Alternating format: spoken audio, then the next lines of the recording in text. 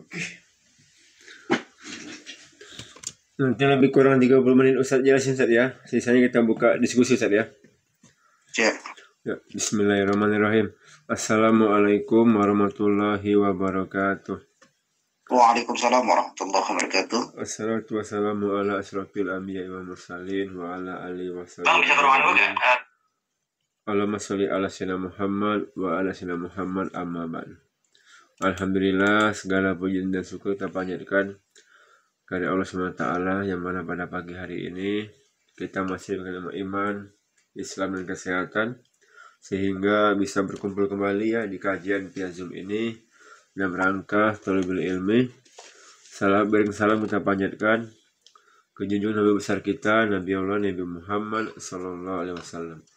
Allahumma sholli ala sayyidina Muhammad wa ala ali sayyidina Muhammad. Semoga kita nantinya akan mendapatkan sapaan Nabi kita di yaumil akhirat nanti. Amin, Allahumma amin. Yang saya hormati Tuan Guru kita Ustaz Abdi, alhamdulillah sudah hadir. Yang saya hormati bapak-bapak, ibu-ibu para jemaah yang selalu istiqomah untuk mengaji setiap paginya ya. Baik, pada pagi hari ini kita membahas masalah kitab metode dakwah Al-Quran ya. Insya Allah kita akan mulai. Sebelum kita mulai kajian kita pada pagi hari ini, marilah kita membacakan Al-Basmalah. Bismillahirrahmanirrahim. Kepada Ustaz Al-Fatih kami persilakan. Kepada Ustaz. Bismillahirrahmanirrahim. Assalamualaikum warahmatullahi wabarakatuh. Waalaikumsalam warahmatullahi wabarakatuh. Alhamdulillah hamdan katsiran tayyibatan mubarakan fihi kama yuhibbu Allah yarda. Asyhadu an la ilaha illallah wa asyhadu anna sayyidina Muhammadan abduhu wa rasuluhu alladzi la nabiyya wa la rasula ba'da. Allahumma salli wa sallim ala hadzal nabiyil karim wa nahnu ala dzalika minasyahidin wa syakirin walhamdulillahi rabbil alamin. Subhanakallahumma la ilma lana illa ma 'allamtana innaka antal alimul hakim. Bapak Ibu yang dimuliakan Allah Subhanahu wa taala, alhamdulillah kita bersyukur kepada Allah di pagi ini Allah Subhanahu wa taala masih izinkan kita bertatap muka di dalam majelis ilmu walaupun dalam konteks online. Mudah-mudahan tidak mengurangi keberkahan akan ilmu yang Allah berikan kepada kita. Dan kita berharap Allah Subhanahu wa taala selalu menjaga kita dan melindungi kita dari tersesat dan menyesatkan. Salawat dan salam semoga tercurahkan ke pangkuan alam Nabi Allah Muhammad sallallahu alaihi wasallam. Allahumma salli ala Sayyidina Muhammad wa ala alihi washabihi wa barik wa sallim ajma'in. Berharap kita mudah-mudahan Allah Subhanahu wa taala mengizinkan baginda Rasulullah SAW untuk mengakui kita menjadi bagian dari umatnya dan mengizinkan pula untuk memberikan syafaat kepada kita nantinya di yaumil akhir, di mana tidak ada syafaat yang bisa kita harapkan dengan izin Allah kecuali syafaat dari baginda Rasulullah SAW. Bapak yang milik Allah Subhanahu wa taala, kita lanjutkan pembahasan kita bedah kitab Nahjud Dakwah fil Quran atau metode dakwah menurut Al-Quran karangan Al-Imam Asy-Syaikh Hafiz Shalih. Kita sudah masuk ke bab yang ke-7. Bab yang ke-8, perjuangan politik menyerang pemuka masyarakat. Kemarin kita sudah bahas di awal bagaimana Allah Subhanahu wa taala menjelaskan di dalam Al-Quran bahwa ada orang-orang yang mengadu kepada Allah Subhanahu wa taala bahwa kesesatan yang mereka lakukan itu akibat ulah mereka mengikuti apa yang diinginkan oleh para pemimpin mereka, apa yang dilakukan oleh para pemuka mereka, baik pemuka agama maupun tokoh-tokoh masyarakat. Maka dari itu kita diajarkan di dalam baik itu di dalam Al-Quran maupun di dalam hadis-hadis Nabi SAW bahwa salah satu hal yang perlu diperhatikan dalam proses dakwah itu adalah memberikan penjelasan kepada umat tentang kesesatan-kesesatan yang dilakukan oleh tokoh-tokoh umat yang hari ini menjadi pionir, menjadi orang-orang yang diikutin. Karena memang prinsipnya ketika tokoh-tokoh umat ini tersesat, tercela, maka ketersesatan dan ketercelaan mereka itu akan membawa pengaruh dan dampak yang begitu luar biasa. Maka tugas kita adalah menyelamatkan masyarakat dengan menjelaskan ketercelaan, ketersesatan di antara mereka agar kita bisa menyelamatkan masyarakat dari kerusakan-kerusakan yang lebih besar. Perlu kita pahami, dalam konsepsi Islam berbeda memahami masyarakat sebagaimana konsepsi kapitalis dan sosialis. Islam itu berbeda dengan kapitalis yang mengatakan masyarakat itu adalah kumpulan manusia saja, sama seperti sosialis. Sementara dalam Islam, masyarakat itu dimaknai sebagai kumpulan manusia yang melakukan proses interaksi yang bersifat kontinu, dan dalam konsep interaksi itu dibangun berdasarkan peraturan dan perasaan yang sama. Artinya ada 4 komponen yang terbangun di sana. Yang pertama individunya, yang kedua interaksinya, yang ketiga perasaannya, yang keempat peraturannya. Jadi kalau kita ingin menyelamatkan masyarakat, itu tidak hanya cukup menyelamatkan individunya saja. Kalau ingin memperbaiki masyarakat, tidak cukup hanya memperbaiki individunya saja. Namun juga harus diperbaiki jenis interaksinya, harus pula diperbaiki perasaan-perasaannya, dan harus diperbaiki peraturan-peraturannya. Sehingga konsepsi mafahim, makois, dan qanaat yang terbangun di tengah-tengah masyarakat adalah mafahim, makois, dan qanaat Islam. Kalau boleh jujur, hari ini hampir yang terjadi di tengah-tengah masyarakat kita, mohon maaf ya, yang terjadi di tengah-tengah masyarakat kita, walaupun secara akidah atau keimanan mereka Muslim, nyaris kita temukan terkait makois, standarisasi dalam proses kepemimpinan berpikirnya, mafahim terkait pemahamannya masih cenderung diwarnai dengan warna-warna kapitalis dan sosialis, di mana sistem kapitalis contohnya itu mengedepankan konsepsi manfaat dalam memberikan satu keputusan apapun itu. Ketika ingin melaksanakan sesuatu, maka yang dikejar itu adalah kemanfaatan, dan kemanfaatan yang dimaksud adalah kemanfaatan dari sisi duniawi.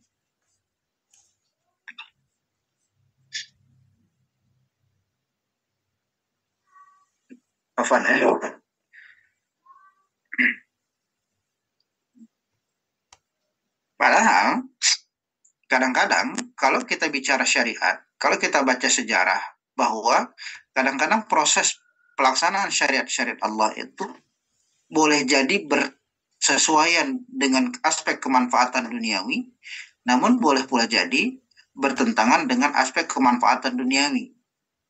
Yang jelas, aspek kemanfaatan ukhrawi lah yang paling dikedepankan di dalam ajaran Islam. Bagaimana seorang muslim itu menjalankan sesuatu yang paling penting itu adalah membangun keberkahan dan keridhaan Allah Subhanahu wa taala. Makanya kita temukan di dalam Al-Qur'an terkait perintah jihad misalnya. Allah sampai-sampai mengeluarkan statement, asa an takrahu syai'a. Boleh jadi kau membenci sesuatu. Kenapa? Kalimat itu, kalimat kebencian itu, Allah pahamkan kepada kita bahwa kalau dilihat dari konsepsi kemanfaatan dunia, bisa jadi bertentangan dari apa yang diperintahkan oleh Allah Subhanahu wa taala. Namun bukan itu yang menjadi faktor untuk kita melaksanakan perintah itu atau meninggalkan larangan itu. Tapi perintah dan larangan itu kita laksanakan karena yang kita kejar adalah mardhatillah. Itulah prinsip seorang mukmin. Bagaimana keimanan dia kepada Allah menuntut dia untuk mendapatkan cinta Allah, mendapatkan keberkahan dari Allah, menghindarkan diri dari kemurkaan Allah Subhanahu wa taala. Terlepas apakah dengan membangun kecintaan Allah itu dia mendapatkan keridhaan manusia atau kemurkaan dari manusia. Terlepas apakah dia mendapatkan kemudahan dari manusia atau kesulitan dari manusia. Makanya kalau kita lihat proses dakwah Rasulullah SAW itu berdarah-darah. proses dakwah Rasulullah SAW itu menyakitkan. Namun tidak pernah sekalipun Rasulullah SAW dan para sahabat menghentikan aktivitas dakwahnya hanya karena kesulitan yang didapatkan dari apa yang dilakukan oleh manusia kepadanya. Hal yang fenomenal yang hampir setiap kita itu paham bagaimana Rasulullah SAW mengalami penyiksaan dari suku dari daerah Taif, wilayah Taif yang Rasulullah SAW itu mengalami penyiksaan demi penyiksaan. Halaman 207, Pak. Namun tak lantas Rasulullah SAW itu meninggalkan dakwah. Termasuk ketika Rasulullah SAW ditawarkan kemanfaatan. Namun ketika kemanfaatan itu bertentangan dengan tujuan awal dari pelaksanaan dakwah itu, yaitu bagaimana meninggikan agama Allah, maka Rasulullah SAW pun mengabaikan semua tawaran-tawaran yang dirasakan. Kenapa? Rasul ingin mengajarkan kepada kita bahwa sebagai seorang mukmin, sebagai seorang muslim, maka maqais, standar dan qanaat kita, ketundukan kita, kepatuhan kita, itu harus berdasarkan akidah yang kita anut, yaitu akidah Islam. Tidak boleh dengan konsepsi yang lain. Dan ini kadang, jujur, masih banyak di antara kita yang mafahim, maqais, dan qanaahnya dalam aspek kehidupan itu menggunakan mafahim, maqais, dan qanaah di luar Islam.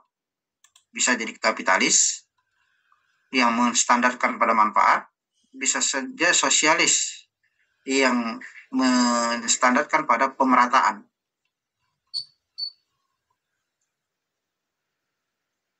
Dan ini muncul di tengah-tengah kita karena bisa jadi kita mengikuti kebanyakan orang, terutama kebanyakan pemimpin. Makanya dalam Islam, prinsip utama yang harus kita lakukan adalah bagaimana kita memahami sebuah amalan, menjalankan sebuah amalan berdasarkan perintah dan larangan Allah, bukan berdasarkan perintah dan larangan tokoh-tokoh masyarakat di tengah-tengah kita. Kalaupun tokoh itu bermasalah, biarkan dia bermasalah. Tidak lantas kita mengatakan saya ikut karena dia begitu. Kadang-kadang kan kita sering mendengarkan kalimat itu. Ada masyarakat contoh hari ini melaksanakan aktivitas riba. Karena ketika diingatkan itu perkara itu riba lah, riba. Ustadz itu saja riba, tokoh itu saja riba. Ketika kita nasihatkan tentang larangan untuk bercampur baur, pernikahan yang bercampur baur antara tamu laki-laki dan tamu perempuan, apa jawab kalimat dia? Ustadz itu saja, tokoh itu saja, bapak itu saja, begitu. Ya kami juga ngikut. Gitu. Ini kan kekeliruan. Harusnya sebagai seorang muslim, yang diikutin itu adalah Allah dan Rasulnya. Ketaatan mutlak itu hanya kepada Allah dan Rasulnya. Namun kepada pemimpin misalnya, kepada tokoh misalnya, maka ketaatan itu adalah ketaatan yang sifatnya terbatas. Kita taat kepada mereka, kita mengikut kepada mereka, andai kata mereka taat dan mengikut kepada Allah Subhanahu wa Ta'ala. Andai kata mereka taat dan mengikut kepada Rasulullah SAW. Ittiba kita kepada Allah mutlak. Ittiba kita kepada Rasul mutlak. Bahkan ittiba kita kepada Rasulullah SAW itu adalah sebagian dari tanda keimanan kita. Wa kuntum tuhibbunallah fattabi'uni, kata Allah. Katakan Muhammad, in kuntum tuhibbunallah, kalau kalian beriman kepada Allah, fattabi'uni, ikutilah aku. Artinya mengikuti Rasulullah SAW itu adalah standarisasi bukti keimanan kita kepada Allah. Namun mengikuti tokoh, mengikuti ulama, itu bukan sebuah standar. Maka ketika kita menemukan satu aktivitas yang dilakukan oleh suatu tokoh masyarakat,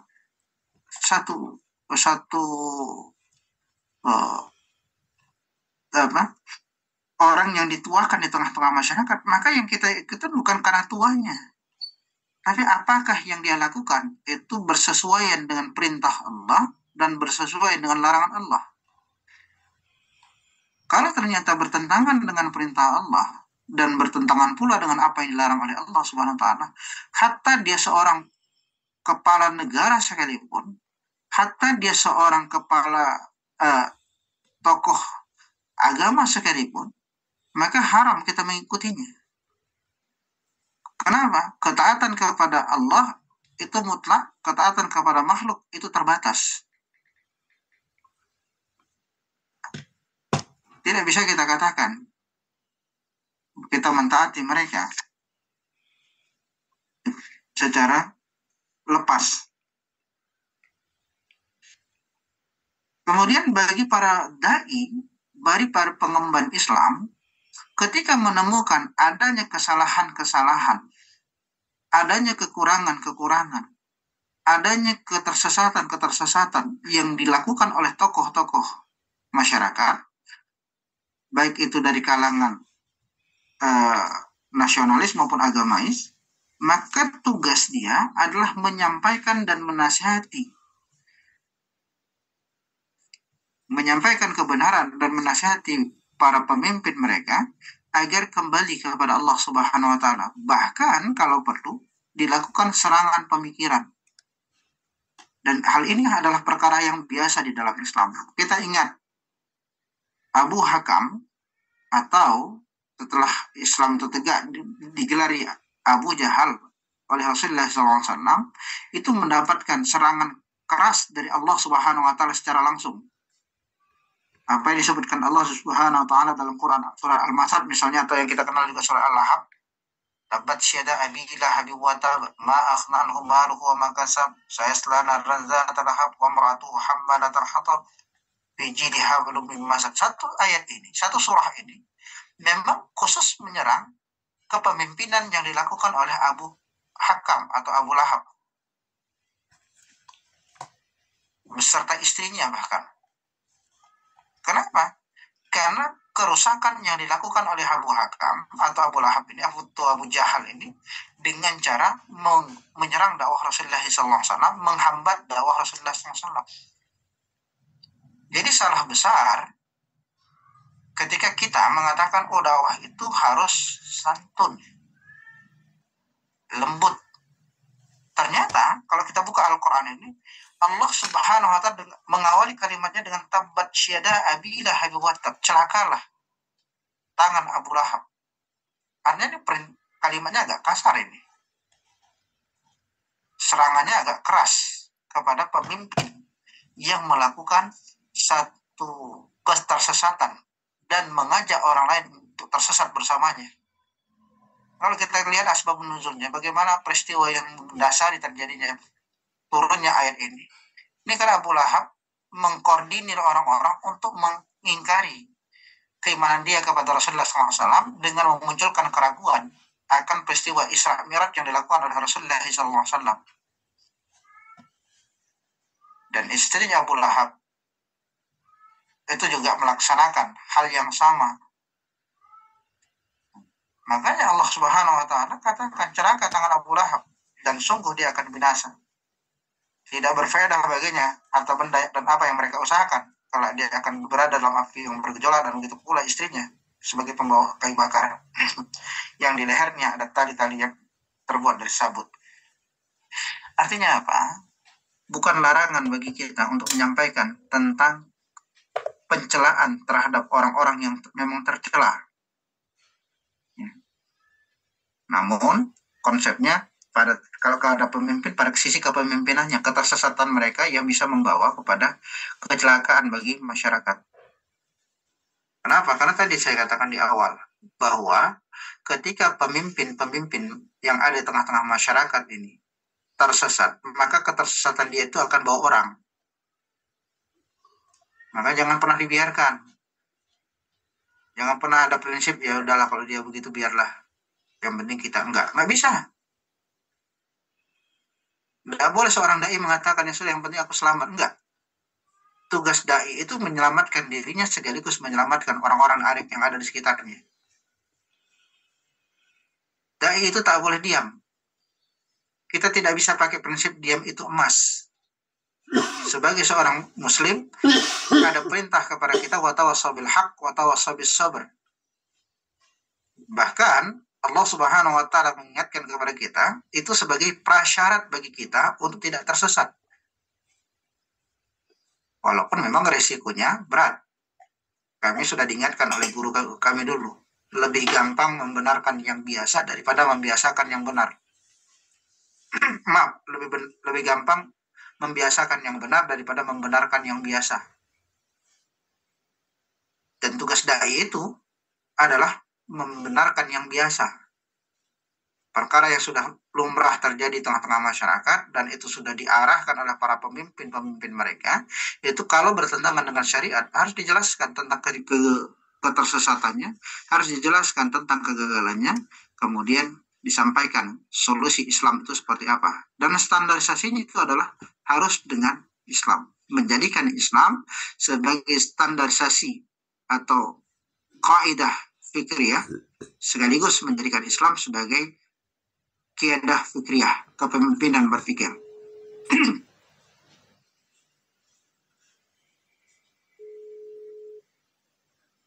Islam mengingatkan manusia bahwa setiap individu ia adalah seorang yang bertanggung jawab terhadap dirinya masing-masing. Dan setiap manusia tentu akan dikalungkan di lehernya catatan amalnya masing-masing. Siapa yang menanam benih, pasti dialah yang akan menuai apa yang ia tanam. Siapa saja yang berbuat kebaikan, walau sebesar zarah, maka Allah Subhanahu wa taala akan balas kebaikannya itu sebesar zarah. Siapapun yang berbuat keburukan, walau sebesar zarah, maka Allah Subhanahu wa taala akan balas dia sesuai keburukan yang dia lakukan. Wa may ya'mal mithqala dzarratin sarran yarah wa may ya'mal mithqala dzarratin kharran yarah, kata Allah. Atau di ayat yang lain Allah katakan, "Waman ahsantum li anfusikum wa man asatum falaha." Siapa yang beramal kebaikan maka kebaikan itu untuk dirinya sendiri, dan siapa yang berbuat keburukan maka keburukan itu kembali kepada dirinya pula. Maka dengan konsepsi ini penting untuk kita betul-betul memperhatikan amal kita, apakah dinilai oleh Allah Subhanahu wa taala itu dengan penilaian yang baik atau dinilai oleh Allah Subhanahu wa taala dengan penilaian yang buruk. Dan tak boleh kita mengatakan saya lakukan ini karena mengikuti nenek moyang. Kami telah melihat nenek moyang kami menganut suatu agama, kami telah melihat nenek moyang kami melihat suatu kebiasaan, dan sungguh kami adalah orang-orang yang mendapatkan petunjuk dengan mengikuti jejak nenek moyang. Maka kami berkali-kali ingatkan, coba kita cek kalimat-kalimat Allah yang menunjukkan kalimat nenek moyang. Siapa pun yang punya Al-Quran digital misalnya, ketika aja kata nenek moyang, maka nyaris seluruh kalimat yang berhubungan dengan kata nenek moyang itu adalah kalimat yang Allah Subhanahu wa taala nisbatkan kepada perkara yang jelek. Mengikut nenek moyang itu adalah perkara yang dinisbatkan Allah kepada perkara yang jelek. Maka tak boleh kita mendasarkan melaksanakan satu perkara itu hanya mengikuti agama nenek moyang, mengikuti kebiasaan adat istiadat orang-orang tua kita terdahulu. Kalaupun sudah terjadi saat ini, maka yang kita lakukan adalah menimbang kembali, melihat kembali, mengukur kembali apakah sesuai dengan syariat Allah atau tidak.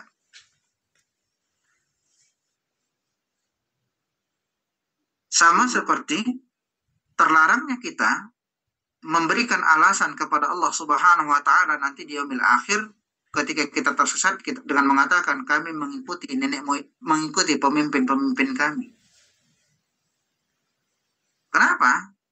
Karena setiap kita itu bertanggung jawab terhadap diri kita masing-masing.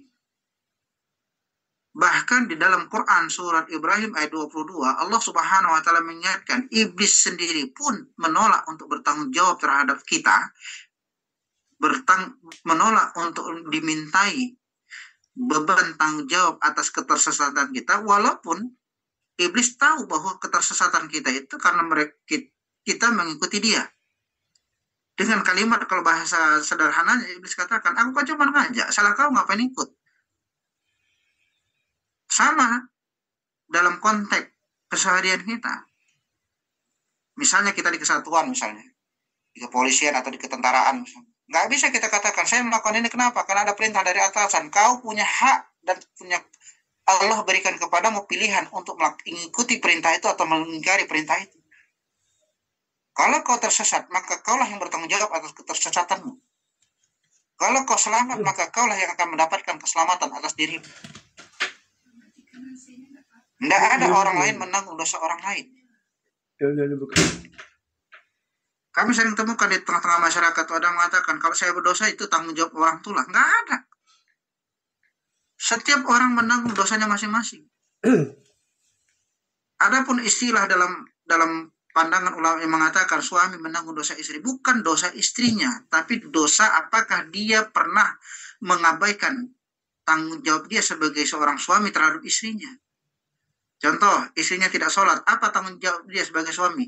Menasihatin, sudah nggak dinasehatin? Kalau ternyata sudah dinasehatin, sudah dilakukan nusus, tapi istrinya juga masih tidak sholat, maka dia lepas dari itu. Makanya Nabiullah Nuh alaihissalam, Nabiullah Lut alaihissalam itu tidak disiksa oleh Allah Subhanahu wa taala atas kesesatan yang dilakukan oleh istrinya, oleh anaknya. Kenapa? Karena tanggung jawab dia sebagai seorang suami, tanggung jawab dia sebagai seorang ayah sudah dijalankannya.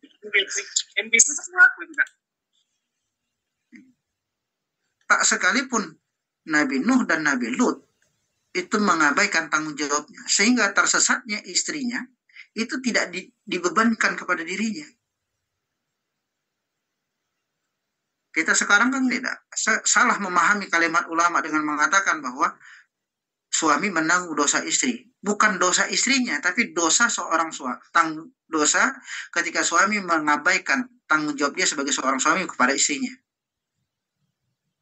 Allah Subhanahu wa taala berikan tanggung jawab besar kepada seorang suami untuk menjaga istrinya. Ku anfusakum wa ahlikum naro. Menjaga keluarganya. Bahkan dengan tanggung jawab itu Allah Subhanahu wa taala berikan hak kepada seorang suami untuk melakukan sanksi-sanksi atas nusus seorang istri. Baik itu dengan cara diberikan hak untuk menasihatin, diberikan hak untuk memberikan pisah ranjang, diberikan hak untuk memukul dengan pukulan yang tidak menyakitkan. Apakah hak itu sudah dilaksanakan? Apakah kewajiban itu sudah dikerjakan? Itu yang akan dimintai pertanggungjawaban. Jadi kekeliruan seperti ini harus dijelaskan kepada masyarakat.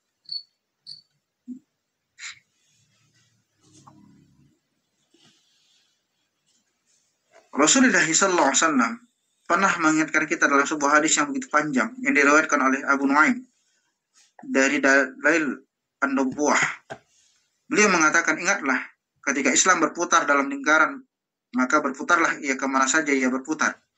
Ingatlah, sesungguhnya kekuasaan dan Al-Quran akan terpisah, maka berpeganglah kepada kitab Allah. Ingatlah bahwa akan ada para pemimpin yang tersesat dan menyesatkan, diangkat untuk memimpin kalian. Jika kalian mengikuti mereka, maka mereka pasti akan menyesatkan kalian. Dan jika kalian meninggalkan mereka, maka mereka akan membunuh kalian. Mereka bertanya, lalu apa yang harus kami lakukan? Wahai Rasulullah SAW, beliau menjawab, seperti apa yang telah dilakukan oleh para pengikut Isa. Mereka telah diikat di atas kayu dan disisir dengan sisir besi. Demi zat yang jiwa Muhammad ada di genggamannya, niscaya mati di jalan Allah itu lebih baik ketimbang hidup dalam kemaksiatan. Inilah hal yang dinasihatkan Rasulullah SAW 14 abad yang lalu. Akan ada zaman di mana kalian akan dipimpin oleh orang-orang yang bermaksiat kepada Allah Subhanahu wa taala. Akan kalian temukan para pemimpin, para leader yang itu bukan menjadi orang yang menyampaikan, mengajak kita untuk taat kepada Allah, tapi malah menjadi orang-orang yang menentang kita kepada dari Allah. Mungkin masa ini sudah sampai sekarang. Maka bagaimana sikap kita? Rasulullah SAW itu menjawab kepada para sahabat, dan ini menjawab jawaban bagi kita juga. Bahwa kata Rasulullah SAW, ingatlah bahwa kisah ini adalah kisah yang dulu pernah terjadi pada zaman Nabi Isa AS dengan Hawariyunnya. Maka apa yang kau temukan sikap mereka? sikap mereka, mereka berpegang teguh kepada agama mereka, hatta mereka harus dibunuh dan disisir dengan sisir besi, terpisah antara tulang dengan dagingnya.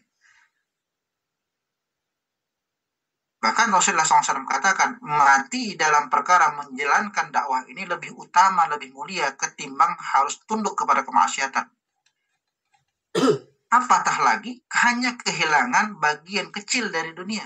Kehilangan pekerjaan misalnya, kehilangan pamor misalnya, kehilangan pendukung misalnya, kehilangan pelanggan misalnya. Begitulah seorang muslim harusnya berpikir. Begitulah seorang muslim harusnya membangun MMQ-nya, maqais, mafahim, dan qanaatnya. Yaitu harus dibangun mafahim, maqais, dan qanaatnya berdasarkan mafahim, maqais, dan qanaat Islam. Tidak boleh sekalipun dia menyerah dengan keadaan, tidak boleh sekalipun dia menyerah dengan kepemimpinan. Yang kalau kepemimpinan itu mengajarkan kepada kemaksiatan, menentang Allah Subhanahu wa Ta'ala. Cukuplah tujuan kita mendapatkan keridhaan Allah di akhirat, sehingga surga Allah kita gapai. Kenapa? Kita hidup di dunia ini sebentar. Maksimal itu 100 tahun. Itu pun kalau sudah hidup 100 tahun, tak lagi nikmat itu. Kalau kita hidup di dunia itu sudah sampai 100 tahun, itu nggak ada lagi nikmatnya itu. Kenapa? Udah nggak ketemu lagi kawan-kawan yang dulu bareng.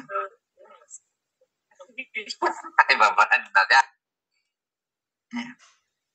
Sudah tak bersama lagi dengan tidak lagi bisa menikmati makanan-makanan yang katanya nikmat.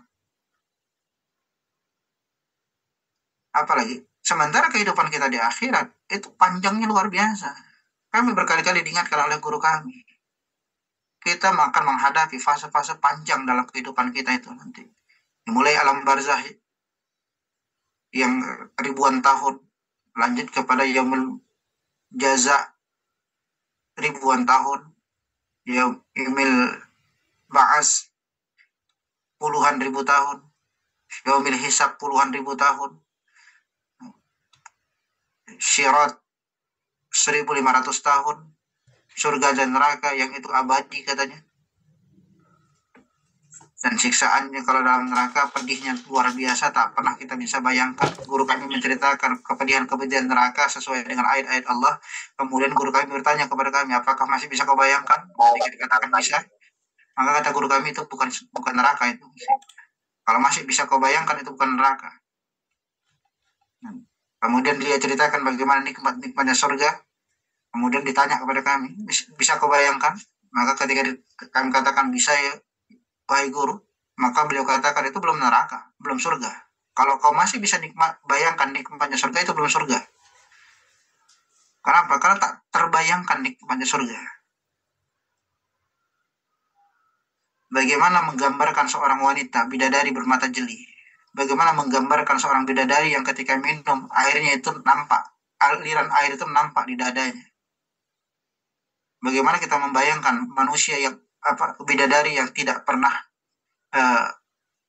kotor sedikit pun, makan tapi tak pernah buang hajat, tak pernah ada bau buang angin. Nggak bisa kita bayangkan ya. Anehnya, dengan perkara yang tidak bisa kita bayangkan nikmatnya, itu kita korbankan untuk perkara yang masih bisa kita rasa, yang nikmatnya itu terbatas. Anehnya, kita masih rela mengorbankan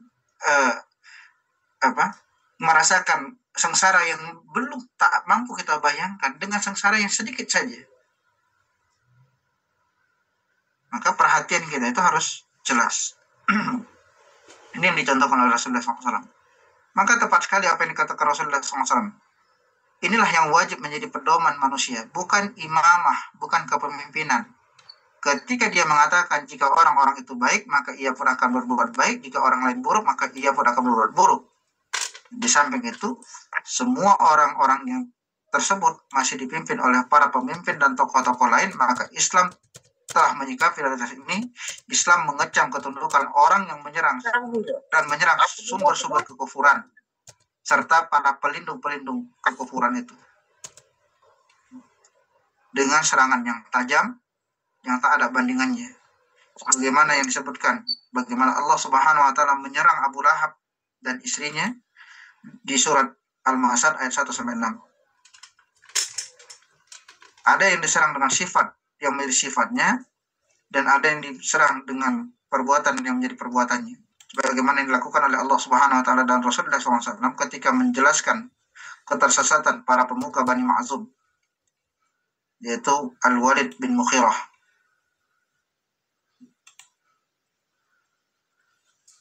Sebagaimana disebutkan di dalam Quran surah Al-Qalam ayat ke-10 sampai ayat 14. Dan masih banyak ayat-ayat lain yang menjelaskan bagaimana Islam, Al-Quran dan Rasulullah SAW dalam hadisnya melakukan proses serangan-serangan kepada musuh-musuh Islam yang merupakan pemimpin-pemimpin dari kabilah yang melakukan proses penghadangan terhadap dakwah dengan kekuatan kabilahnya. Wallahu a'lam, mungkin ini sebagai pengantar untuk kita laksanakan diskusi kita atau koreksi atas apa yang kami sampaikan. Bagi para ikhwah, Bapak Ibu yang ingin menyampaikan koreksinya, menyampaikan diskusinya, kami persilakan. Masya Allah, syukur Ustaz. Afan. Mantap ya materi hari ini Bapak-Bapak ya, luar biasa. Jadi dosa itu kita ingat kembali masing-masing yang nggak ada. Aku untuk memimpin ya Allah, beliau yang nanggung dosa aku nggak ada gitu ya.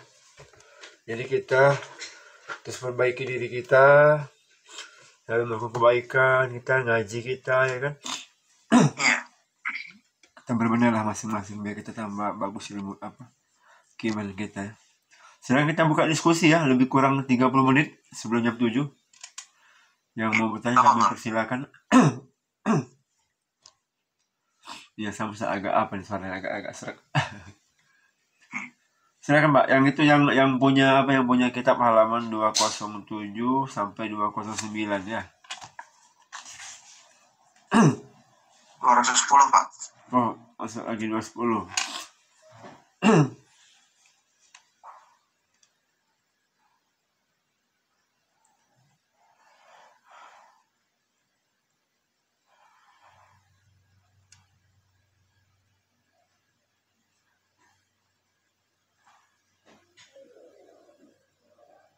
Assalamualaikum Ustaz. Waalaikumsalam warahmatullahi wabarakatuh. Silakan Pak Aris. Ya, Ustaz izin bertanya ya Ustaz. Ini Ustaz mengenai kita lah Ustaz sebagai umat Islam. Kenapa penyebabnya umat Islam saat ini lebih cenderung dalam beribadah perasaan, masalah hati, dan ibadah tentang perasaan dan hati mereka lah lebih nyaman dalam pelaksanaan ibadah. Sementara kita sebagai umat Islam itu kan dilengkapi ala panca indera yang lengkap. Kita diwajib untuk berpikir tentang gimana kita ke depannya untuk biar supaya bangkit dan paham gitu Ustaz. Mungkin itu aja Ustaz. Iya. Seseorang itu berbuat berdasarkan pemahaman yang dia miliki. Konsepsi hari ini, umat Islam memahami bahwa Islam itu adalah agama-agama yang santun saja, agama yang mengurusi masalah ibadah mahdhah saja. Padahal Islam itu lebih luas dari itu. Dan pemahaman ini sudah ditanamkan jauh-jauh hari.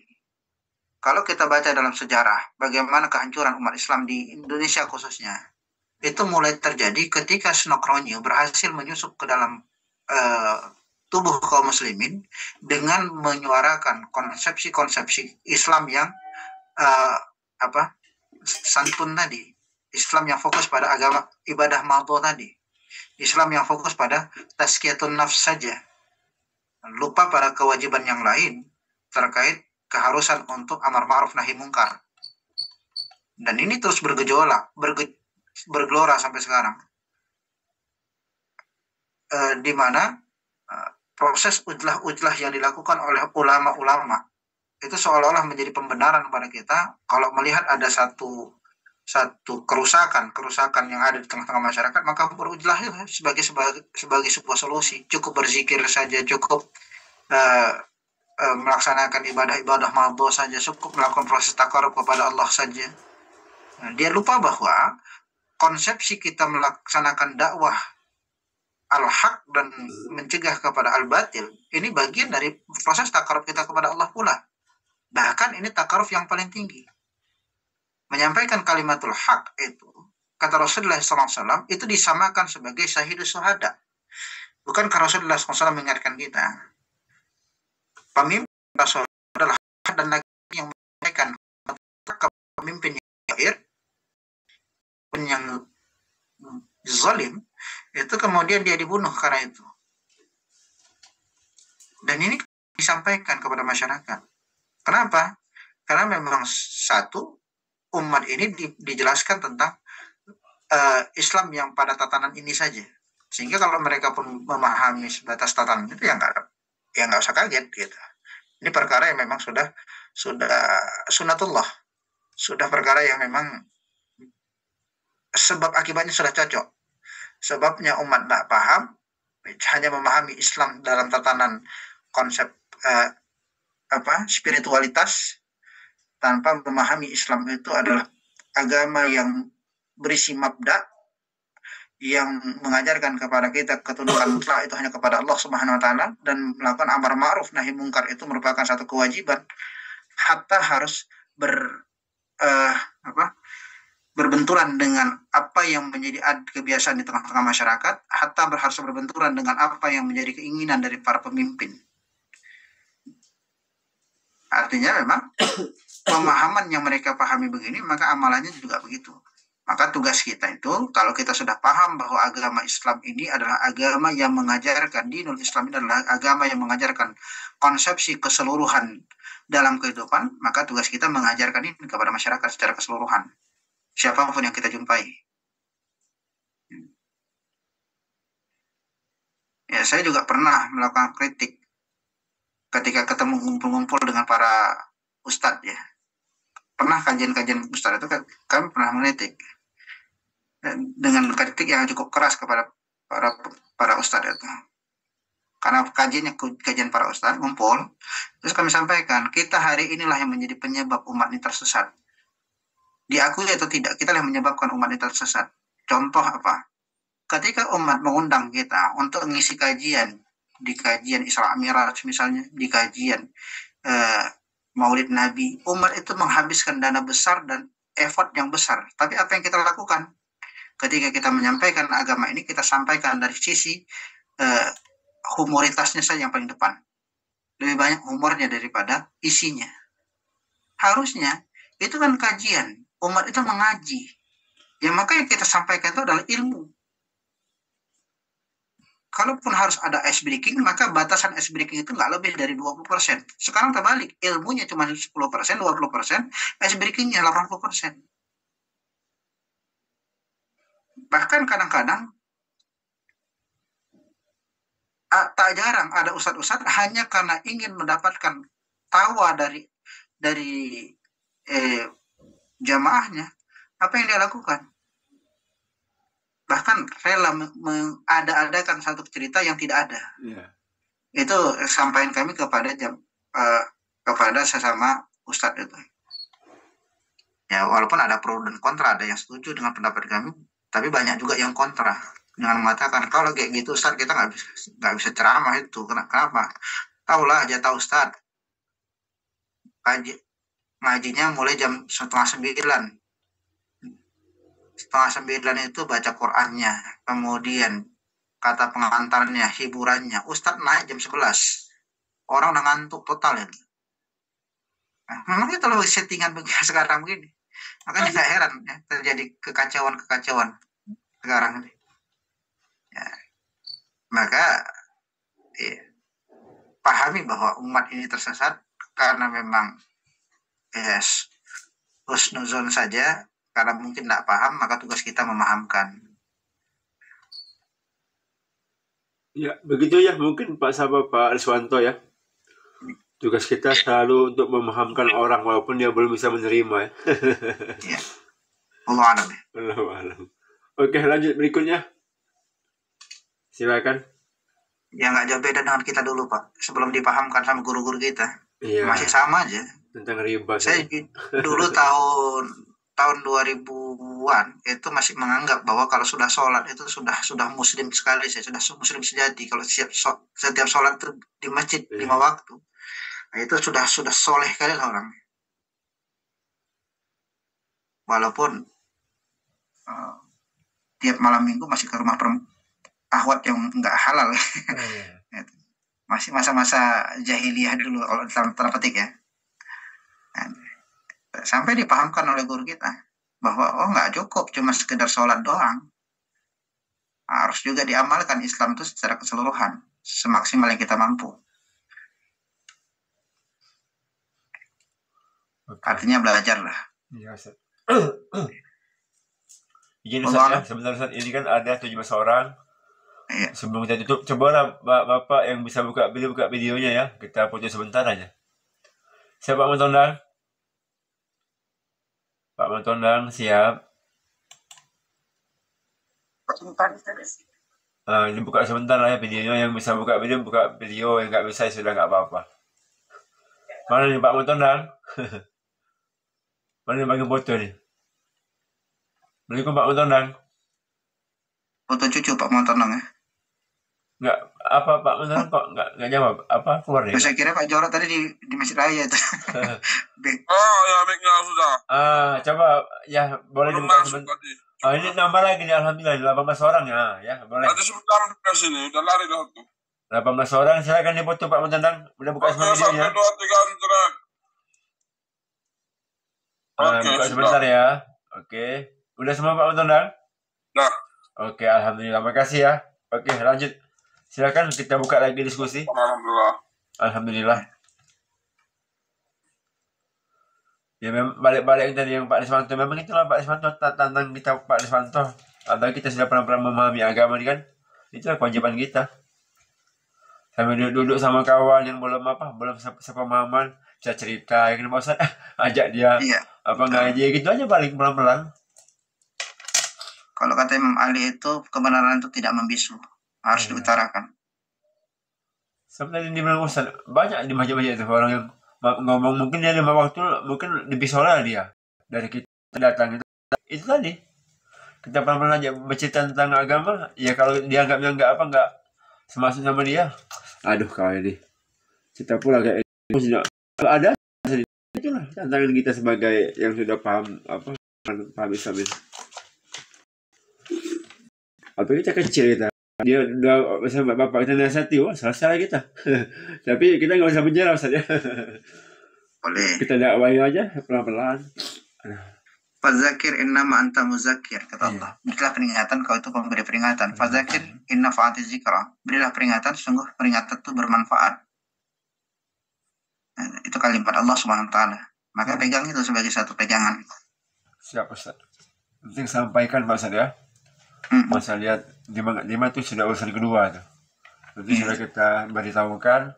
Semoga Allah ngasih dia hidayah Ustaz ya. Iya. Pak Deswandi ini di Medan atau di Biji atau di keluar lagi? Pak Deswandi kok nggak salah ini Ustaz, masih di Biji Ustaz, masih di Indonesia. Indonesia. Insya Allah tahun depan dia ke Malaysia lagi katanya. Mungkin dari Malaysia ini silakan bertanya Pak sama Pak Asman. Ya. Sudah cerita apa kita Pak? Silakan diskusi. Ini loh. Masya Allah.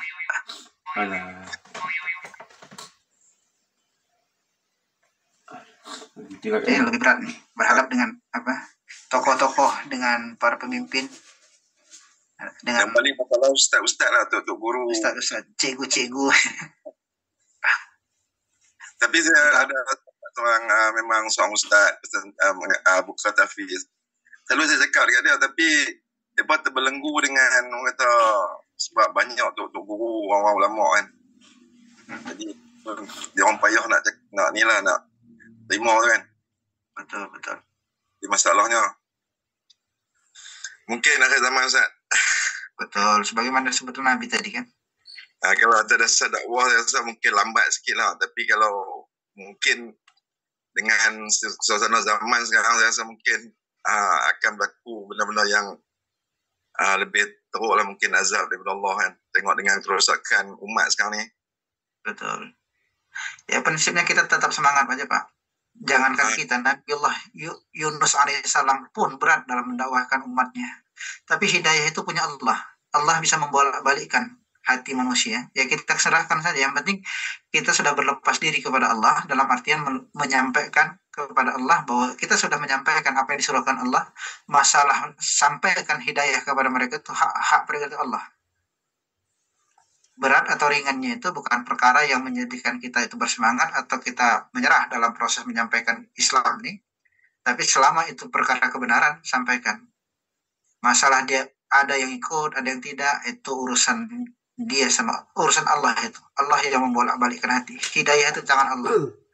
Nah, kalau kita bicara bab hidayah kan, kita bicara bab qadar.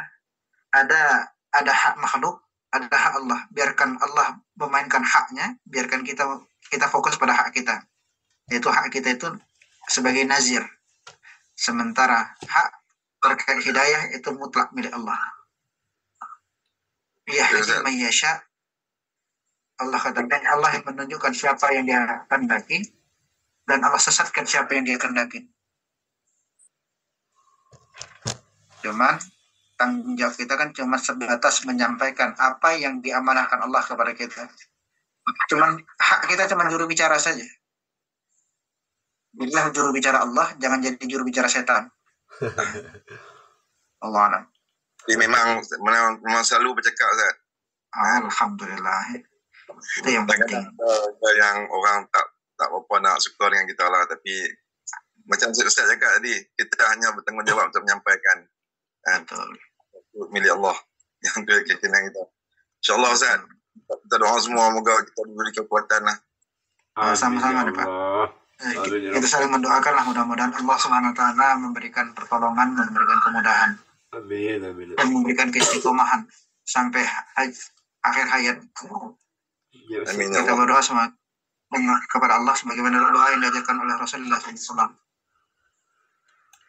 Rabbana la tuzigh qulubana ba'da idh hadaytana wa hab lana min ladunka rahmah innaka antal wahhab.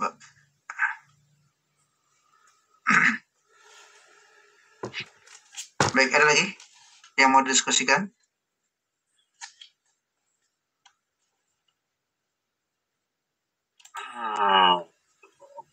Bang Raja, Ustaz, izin Pak Ustaz, ada apa dari Bang Raja? Kita buka dulu. Hadis mujadid yang muncul setiap 100 tahun sekali, maksudnya seperti apa? Ya, bahwa Rasulullah SAW ingin mengatakan kepada kita bahwa tokoh-tokoh perubahan, perbaikan, mujadid itu artinya perbaikan yang memperbaiki keadaan umat itu akan muncul 100 tahun sekali. Bahkan sebagian ulama mengatakan itu adalah para mujtahid. Setiap zaman itu akan muncul, karena satu zaman ke zaman yang lain itu pola perubahan itu 100 tahun. Sebagian lagi mengatakan orang-orang yang memang merubah, memperbaiki kondisi umat ya dengan tegaknya kembali aturan-aturan Allah Subhanahu wa taala tengah-tengah mereka. Ya. Penyikapan kita terhadap hadis itu apa? Yakini bahwa itu adalah sebuah kebenaran yang sudah diucapkan oleh baginda Rasulullah SAW. Namun tidak boleh berhenti, kita hanya menunggu. Tidak boleh berhenti dengan cara menunggu datangnya para mujahid itu.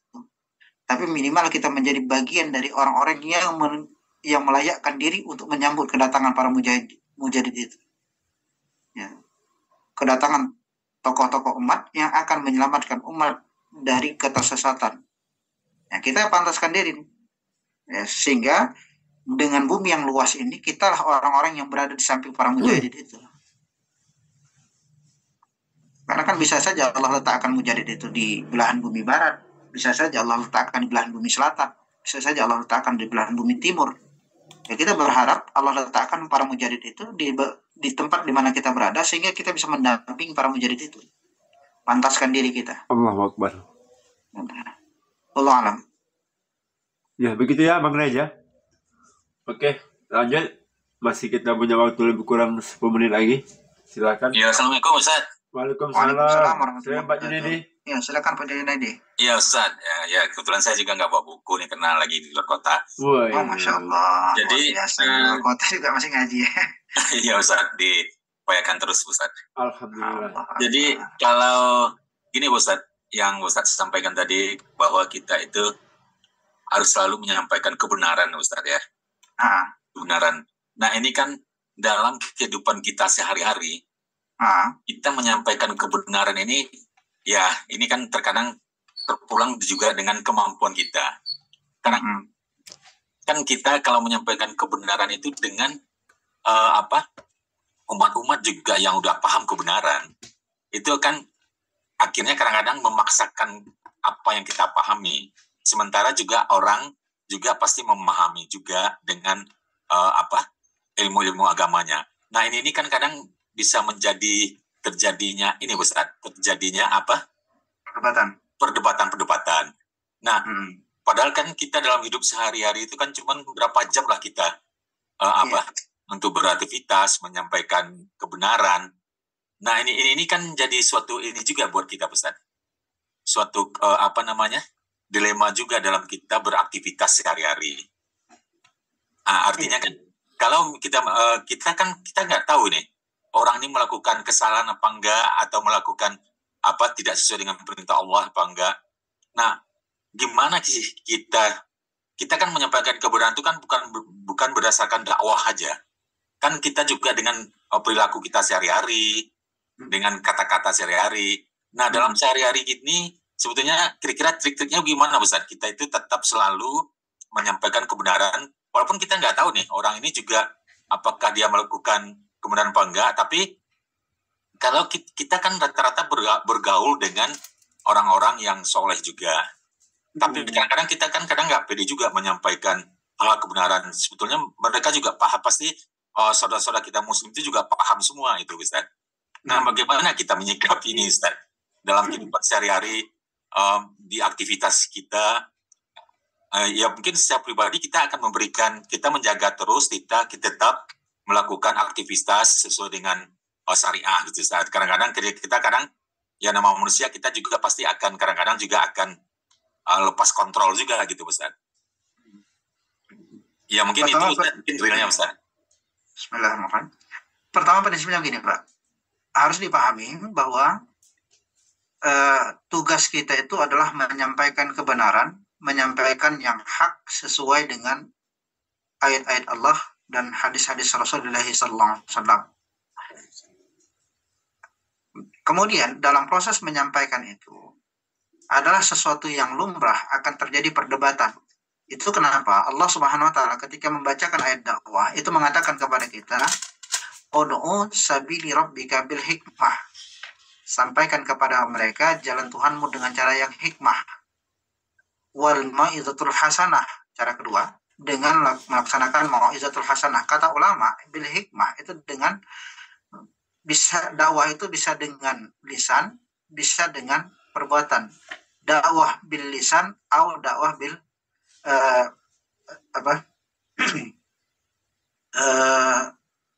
Allah Akbar. Istilah para ulama itu dakwah bil hal. Dakwah dengan lisan atau dakwah dengan perilaku. Itu juga bagian dari dakwah.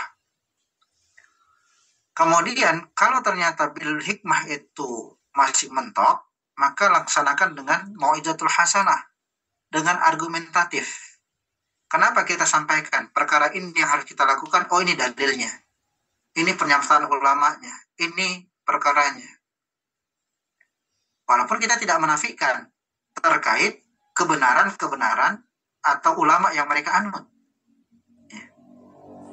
Kenapa? Ya kita hanya sekedar memastikan bahwa ketika mereka melakukan satu aktivitas itu didasarkan kepada sebuah ilmu, yang sebuah petunjuk dari Allah Subhanahu wa taala, dari Rasulullah SAW dan ulama-ulama mu'tabar. Yang kita khawatirkan sekarang kan banyak orang-orang yang berislam itu dengan unsur pokoknya, kayaknya, artinya berislam dengan dalil, bukan dengan dalil. Itu yang harus kita berikan penjelasan. Dan mau'izatul hasanah yang dimaksud kata guru kami yang paling kuat itu adalah bil ayah wa bil hadis, dengan menyampaikan ayat-ayat Allah, dengan menyampaikan hadis-hadis Rasulullah SAW. Kenapa kita katakan ini boleh, ini dalilnya, ini dukungan ayatnya, ini dukungan hadisnya? Kenapa kita katakan ini salah, oh ini ayatnya, ini hadisnya? Menghindari apa? mereka melakukan itu dengan hanya dasar mengikuti para pemimpin mereka saja. Kalau pemimpin mereka itu tidak mendasarkan pada hujah yang kuat, maka kita yang memberikan hujah agar mereka itu berpindah kepada hujah. Makanya para ulama, kalau kita ingat bagaimana Imam Nasa'i itu berdebat dengan ulama yang tanda petik tersesat, itu dia katakan, kalau mau berdebat, ayo hujah bil hujah, dalil dengan dalil kita adu, nggak perlu kau serang pribadinya, walaupun nggak akan, hal itu nggak akan mungkin terlepas bahwa orang-orang yang memusuhi agama Allah ini akan melakukan serangan kepada para penyeru agama Allah itu kepada konsepsi pribadinya. Maka memang ini menjadi muhasabah bagi para dai untuk menjaga pribadinya, lisannya, perilakunya agar dia tetap berpegang teguh kepada agama Allah.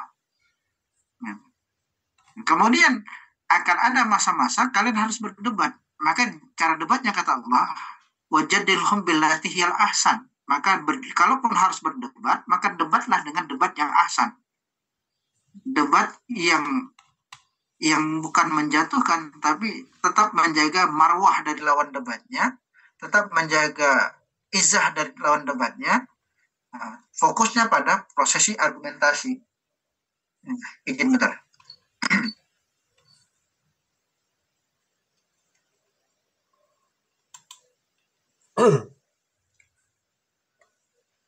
Fokusnya pada argumentasinya. Bagaimana kita membangun argumentasi terhadap apa yang kita pikirkan.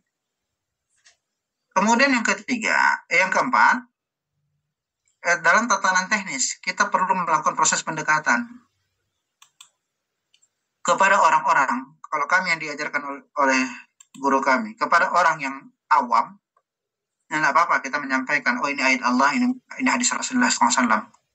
Tapi kalau kepada orang-orang yang berilmu, tanda petik, orang yang sudah punya asas pemahaman, maka kalau kita menyampaikan dengan pola yang sama kepada orang awam, ini akan jadi benturan keras itu nanti. Maka kalau kami yang diajarkan oleh guru kami, gunakan the power of question, kekuatan pertanyaan untuk mengarahkan mereka kepada jalan yang kebenaran. Kenapa? Jangan bangun bakoknya dengan kita langsung mengatakan kau salah. Manusia sifat manusia itu tidak akan pernah mau diserang dengan tuduhan-tuduhan begitu. Maka kami kalau ketemu dengan kiai misalnya, ketemu dengan ustadz, kami akan tanyakan, ustadz, dalil Allah begini-begini, maksudnya tuh gimana ya? Oh begini katanya. Kami pernah mendapatkan penjelasan dari kawan begini, kira-kira menurut saya gimana? Ya tetap dengan itu trik ya, teknik terkait teknis itu ya perkara yang kita sesuaikanlah dengan kondisi. Kemudian mengawali proses pembicaraan juga kita pahamin apa yang harus kita jadikan topik pembicaraan. Intinya ujung-ujung dari dakwah kita itu adalah sesuai dengan tujuan dakwah kita, menyampaikan yang hak. Dan yang ketiga, yang berikutnya, kita tidak boleh sombong. Berprinsiplah sebagaimana prinsip para ulama. Pendapatku paling benar, tapi tidak tertutup kemungkinan salah karena aku manusia. Pendapat mereka adalah salah, tapi tidak tertutup kemungkinan selama mereka berpegang kepada dalil nas, Al-Quran dan As-Sunnah. Sehingga, ya, kalau kita temukan ternyata kita yang salah, legowolah untuk menerima kesalahan itu. Tapi dengan catatan MMQ-nya sepakati adalah MMQ Islam, mabda Islam. Maqais, mafahim dan qanaatnya itu harus berdasarkan mafahim, maqais dan qanaat Islam untuk menentukan yang hak dan yang batil, yang benar dan yang salah. Artinya ya konsepsi saling menghormati pendapat itu boleh selama didukung oleh dalil. Tapi kalau berdasarkan dalih, hajar habis-habisan. Wajadilhum billati hiyal ahsan, kata Allah. Hajar habis-habisan dengan perdebatan yang berdasarkan perkara yang ahsan tadi. Wallahu a'lam. Ya, begitu ya Pak Junaidi ya. Iya Ustadz. Ya soalnya gini Ustadz, kan ada juga. Jadi janganlah kamu menyampaikan, walaupun kamu lebih benar, janganlah meneruskan perdebatan gitu Ustaz. Kadang kan kita kalau udah berdebat itu kan kita diam, walaupun kita menganggap kita benar, kan kita di dalam itu kita nggak boleh memaksakan gitu Ustaz ya. Betul. Jadi meneruskan perdebatan gitu, walaupun kamu merasa kamu benar gitu, lebih baik kamu diam gitu kan. Iya, prinsipnya sebagaimana disebutkan oleh Allah Subhanahu wa taala di dalam Al-Qur'an itu. Allah juga menyebutkan dalam Al-Qur'an itu, kalau ketemu dengan orang bodoh maka qaulus salaman. Kalau udah ketemu, udah debat kita tahu nih debat. Ini debat dengan orang yang sudah jatuhnya debat kusir. Orang yang sudah pakai ilmu pokoknya. Udah. Iya. Sama dengan kita sama istri misalnya. Kalau sudah nggak cocok sama istri, debat. Kalau istri sudah pakai kalimat pokoknya, itu berarti dia sudah menutup peluang untuk kita menyampaikan yang hak. Yes. Maka bagus kita geser. Pindah dulu. Berpaling dulu sebentar. Kalimat Al-Quran itu kan qaulus salaman. Ketika ketemu dengan orang-orang bodoh, maka sampaikanlah Assalamualaikum, udah selesai, pindah. Kenapa? Ini kayaknya nggak akan pernah sampai lagi hidayah sama Allah, dari Allah kepada dia ini. Kenapa? Sudah ilmu pokoknya udah mentok itu. Kenapa? Kesombongan itu menutup hidayah. Ilmu pokoknya itu, kalimat pokoknya katanya, ada kalimat pokoknya itu adalah wujud dari salah satu kesombongan. Maka tugas hal itu yang terjadi, maka ucapkanlah salam. Akan menyebabkan kita nanti malah keras hati kalau kita mempertahankan berdebat dengan dia. Cuman kan sebodoh-bodohnya manusia akan ada masa-masa dia itu diberikan hidayah oleh Allah SWT. Maka ketika nanti kita ketemu lagi, diskusi ulang lagi, tetap ingat prinsipnya, mereka itu saudara kita seakidah yang muslim, saudara kita sesama manusia, sebagai anak cucu Adam yang non muslim. Maka tetap cintai mereka sebagaimana Allah perintahkan kita mencintai mereka. Yang kita bencikan cuma perilakunya. Artinya jangan pula kita musuhin. Nah, itu yang prinsipnya. Kadang-kadang yang jadi masalahnya ada sebagian dai itu ketika sudah berdebat, kalah debat dia atau nggak cocok debatnya, ini kawan ini udah pada aku betul itu dah, dia yang salah nih, awak dalilnya kuat, dia tak berdalil lagi, masih juga udahlah nggak mau aku lagi cakap sama dia, nggak boleh. Tetap harus ada keberlanjutan komunikasi kita, jangan putus tali silaturahmi kita.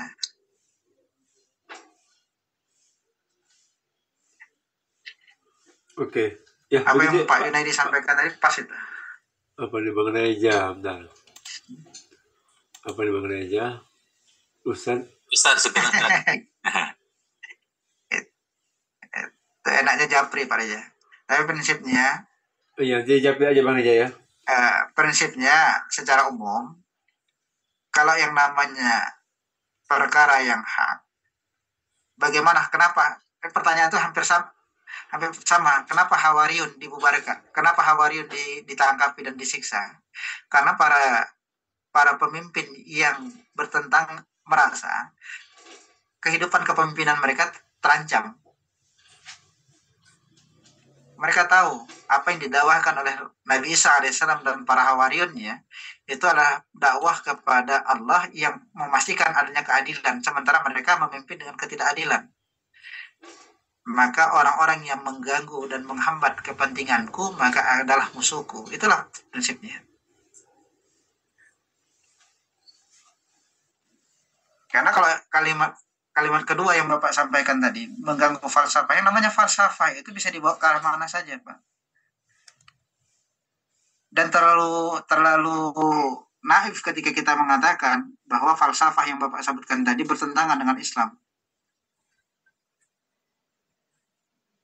Yang didakwahkan oleh kelompok yang itu adalah kelompok dakwah kepada Islam. Maka kalau ada yang mengatakan bertentangan dengan ideologi Islam, artinya apakah masalah ideologi Islam itu? Apakah masalah mabda Islam itu? Kalau ada Muslim yang mengatakan mabda Islam itu bermasalah, patut ditanyakan tentang akidah dia. Apa yang disebutkan oleh Allah Subhanahu wa taala sebagai perkara yang hak, kenapa berani dia mengatakan itu perkara yang batil? Perkara yang salah. Apakah dia lebih pintar dari Allah? Dan kalaupun harus diganti, andai kata pun harus diganti dengan akidah Islam, why not gitu? Kenapa tidak? Toh kita sebagai Muslim, apa bukti kita Islam itu? Tunduk kepada Allah. Dalam perkara apa? Dalam semua perkara. Dan itulah tuntutan dari mabda Islam. Kita tolak. Balik lagi tanya sama kita, syahadat kita gimana? Asyhadu an la ilaha illallah. Betul nggak kita betul-betul menjadikan Allah sebagai ilah, sebagai satu-satunya ilah? Atau kita hanya sebatas menjadikan Allah sebagai Rabbi? Kalau sekedar menjadikan Allah sebagai Rabbi, Allah sebutkan dalam Al-Quran, orang jahiliyah itu juga menyakui Allah sebagai Rabbi. Allah menyampaikan kepada Rasulullah SAW, wahai Qul man rabbis samawati wal ard. Katakan Muhammad, tanya sama mereka, siapa Tuhan yang langit dan bumi? Qulillah, mereka akan mengatakan Allah. Jadi sekedar mengakui Allah sebagai Tuhan, mohon maaf, orang jahiliyah itu juga sama mengakui Allah sebagai Tuhan. Tapi mereka itu nggak mau menjadikan Allah sebagai satu-satunya ilah, satu-satunya sesembahan, satu-satunya zat yang dipatuhi tanpa ada hak untuk mempertanyakan kepatuhan itu. Dan itu adalah bagian dari ideologi Islam. Itu yang ditakutin. Berarti dia takut terhadap syahadatnya sendiri. Bahaya ini orang. Ada orang yang takut sama syahadatnya sendiri, bahaya ini orang.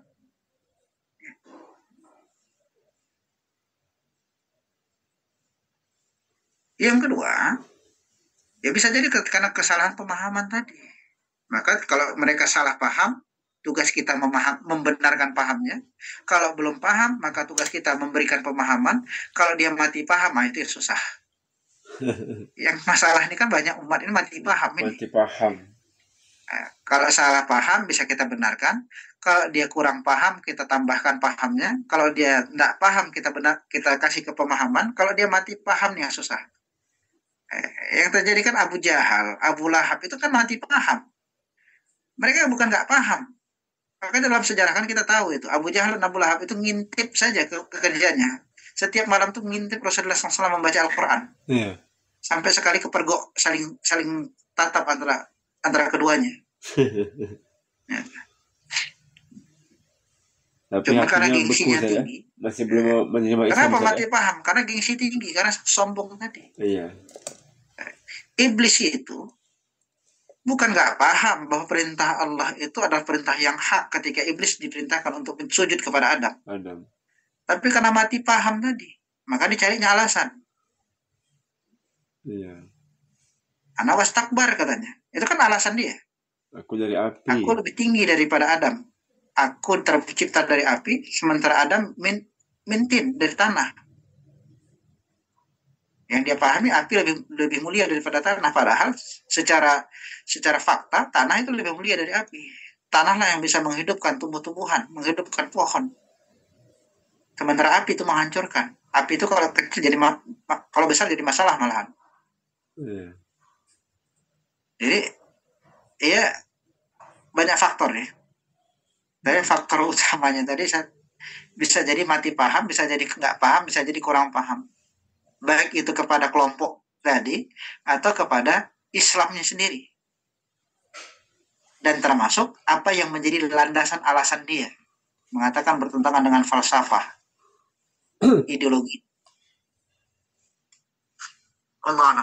Oke, ya. Tapi nanti Japril lebih siap. Lebih banyak perkara yang bisa kita sampaikan nanti. Siapa Ustaz? Di Japril banyak boleh. Atau tanya pihak teman juga boleh. Atau ngopi-ngopi bareng juga boleh. Pas itu. Atau nanti Oktober tanggal berapa? 20. Oh ini acara kita insya Allah 18-19 bulan Januari tahun depan. 18-19 Januari nanti kita. Oh kita ngumpul situ Bang Reja ya. Itu. Kita ngumpul situ kita. Mau kupas tuntas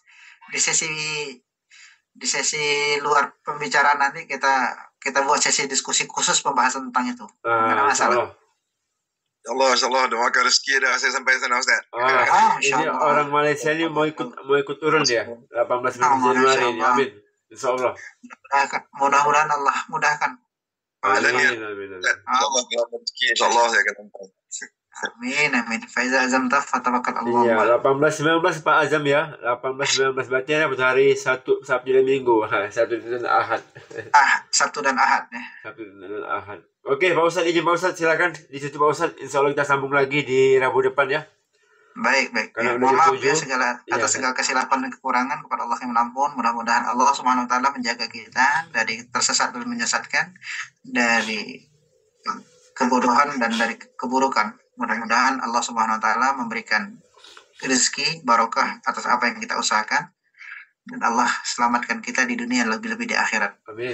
Astaghfirullahaladzim, astaghfirullahaladzim, astaghfirullahaladzim alladzi la ilaha illa huwal hayyul qayyum wa atubu ilaih. A'udzu billahi samil alim minasyaitonir rajim. Bismillahirrahmanirrahim. Alhamdulillahi rabbil alamin, hamdan da'imin, hamdan syakirin, hamdan ni'amahu wa yukafi'u mazidah. Ya Rabbana lakal hamdu wa lakal syukru kama yanbaghi li jalali wajhikal karim wa 'azimi sultanik. Allahumma salli ala sayyidina Muhammad wa asghir az-zalimina bil-zalimin wa akhrijna min bainihim salimin wa ala alihi wa sahbihi ajma'in. Rabbi ja'alna muqimas shalah wa min zurriyyatina rabbana innaka antas samiul du'a. Rabbana la tuzigh qulubana ba'da idh hadaytana wa hab lana min ladunka rahmah innaka antal wahhab.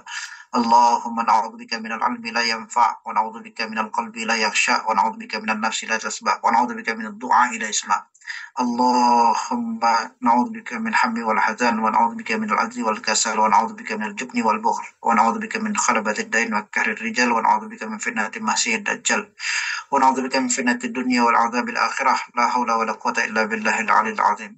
اللهم ربنا تقبل دعاءنا إنك أنت السميع الدعاء. اللهم تدع لنا ذنبا إلا غفرته ولا هما إلا فرجته ولا مريضا إلا شفيته ولا فقيرا إلا أغنيته برحمتك يا أرحم الراحمين. اللهم ربنا آتنا في الدنيا حسنة وفي الآخرة حسنة وقنا عذاب النار. Subhana rabbika rabbil izzati amma yasifun wa salamun alal mursalin walhamdulillahi rabbil alamin. Mohon maaf atas segala kesilapan dan kekurangan, pada Allah kami ampun. Wabillahi taufiq wal hidayah. Assalamualaikum warahmatullahi wabarakatuh. Waalaikumsalam. Waalaikumsalam warahmatullahi wabarakatuh. Syukur Ustaz, jazakallahu Ustaz atas ilmu. Waktu yang materi sampaikan semoga bermanfaat untuk bapak-bapak, ibu-ibu yang hadir pada pagi hari ini. Semoga Ustaz selalu dilindungi Allah, dimudahkan segala urusannya, dilancarkan segala rezekinya, amin. Dan juga semoga bapak-bapak, ibu-ibu yang hadir di pada pagi hari ini ya, kita sama-sama diberikan oleh kesehatan, dimudahkan segala urusannya. Yang masih punya utang semoga cepat lunas, yang masih sakit semoga cepat sembuh, yang usahanya baru mulai semoga lancar, dan juga semoga hari ini apa yang kita kerjakan mendapatkan keberkahan dari Allah Subhanahu wa taala ya. Amin ya rabbal alamin. Amin. Baik Bapak Ibu kita tutup ya dengan membaca hamdalah alhamdulillahirabbil alamin dan juga doa kifatul majelis. Subhanallah wa bihamdika asyhadu an la ilaha illa anta astaghfiruka wa atubu ilaik. Wabillahi taufiq wal hidayah. Wassalamualaikum warahmatullahi wabarakatuh. Waalaikumsalam warahmatullahi wabarakatuh. Izin semuanya. Ya, syukur Ustaz. Afwan. Ya, Ustaz. Allah. Pak Junaidi yang safar minta doanya Pak, karena orang-orang safar